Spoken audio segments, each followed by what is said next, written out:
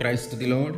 ఈరోజు దేవుడు మనకిచ్చినటువంటి వాగ్దానం ఏంటంటే, మీకా గ్రంథము 7వ అధ్యాయము 18వ వచనం. ఆయన కనికరము చూపుటయందు సంతోషించువాడు గనుక నిరంతరము కోపముంచడు. ఆమేన్. ఆయన మరలా మన యందు జాలిపడును, మన దోషములను అణచివేయును, మన పాపములన్నిటినీ కడిగివేయును. ఆయన నిత్యము కోపం చూపించే దేవుడు కాడు. ఎందుకంటే కోపం చూపించుట యందు ఆయన సంతోషించడు, కానీ కనికరము చూపుట యందు ఆయన సంతోషిస్తాడు.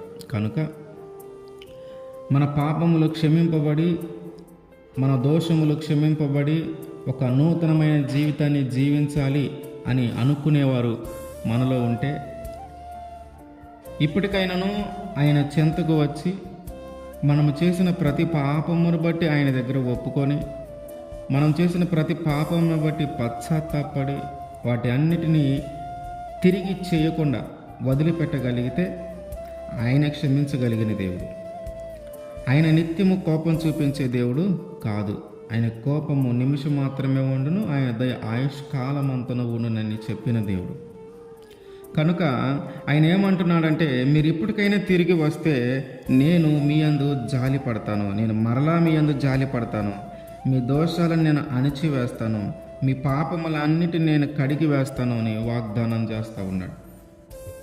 ఎందుకంటే నిత్యము కోపం చూపించే దేవుడు కాదు, ఆయన కోపము చూపించుట యందు సంతోషించేవాడు కాదు. కనుక ఏ కనికరమును, జాలిని, దయను చూపించుట యందు సంతోషించే దేవుడు కనుక మన పాపములను కానీ మనం ఒప్పుకుంటే ఆ పాపములన్నిటి నుంచి మనల్ని విడిపిస్తాడు, ఆ పాపములన్నిటి నుంచి మనల్ని తప్పిస్తాడు, ఆ పాప ఫలితము నుంచి మనల్ని విడిపిస్తాడు. కనుక మన పాపములన్నిటిని మనం ఒప్పుకొని పవిత్రపరచబడి ఒక నూతనమైన జీవితాన్ని జీవించటానికి మనము సిద్ధపడి ఉంటే ఆయన మన మీద కోపము కాకుండా కనికరము చూపిస్తాడు. ఆయన మన మీద ఉగ్రతను కాకుండా జాలిని చూపిస్తాడు. ఆయన మన మీద చూపించే ఆ కనికరము, దయను బట్టి మన జీవితం మనం చక్కగా జీవించగలుగుతాం, ఒక నూతనమైన జీవితాన్ని జీవించగలుగుతాం. కనుక మన పాపములన్నిటిని ఆయన దగ్గర ఒప్పుకోవటానికి మనము ఇప్పటికైనా ఇష్టపడాలి. ఆయన చెంతకు రావటానికి ఇప్పటికైనా ఇష్టపడాలి.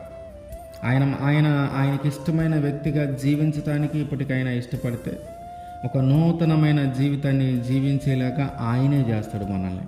ఎందుకంటే మన పాత జీవితం అంతా గతించిపోయి ఒక నూతనమైన జీవితము జీవించేలాగున ఆయన మనల్ని మారుస్తాడు.